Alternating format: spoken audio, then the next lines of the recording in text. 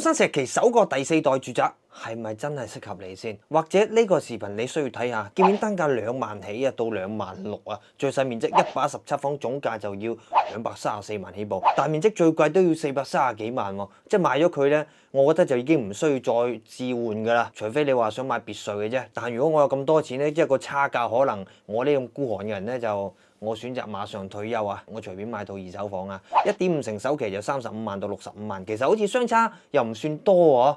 但問題咧就30年月供咧就8400到15000，即係我可能能力有限啊。但如果大家係有咁嘅能力，可以考慮嘅，因為我知道大家可以嘅。咁啊，再講多句咧，咁其實佢嘅套內單價真係唔高啊！你去到銷售中心或者展廳咧，咁嗰班銷售咧就一定會同你做個接計劃書啦。咁講真一句啦嚇，佢哋嘅總價其實都幾高下㗎。例如頭先講過嘅230幾萬到430幾萬，但我哋將佢拆分出嚟咧，咁可能你會覺得佢單價其實都唔算高。而講嘅就係呢個套內嘅使用單價，我哋偷換一下概念先，因為佢哋嘅得房率按照翻130%計算嘅。咁如果117方嘅套內得房率係去到153方，而按照翻佢哋吹風起步價2萬單價嚟計咧，咁佢總價咪234萬嘅。但如果按照套內單價嚟計，只不過15000嘅。咁如果按照翻周邊賣緊嘅新房計算咧，喂，天明東華閣毛坯單價接近15000，得房率唔算高，贈送嘅真係唔多啊。咁佢得房率就85%嘅啫，按照翻套內單價計算17000一方毛坯。而最近清盤嘅華發學府優惠咧，佢139方，得房率95%，贈送3個陽台。最後一套單價唔係講樣板房嗰度啊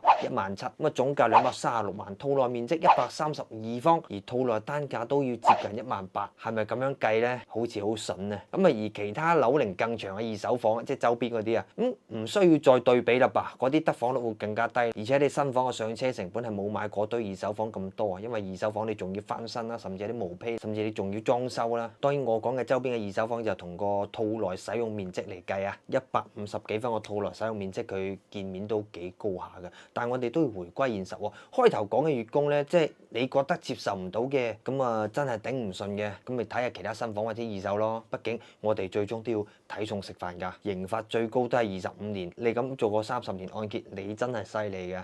嗱，關注我啦！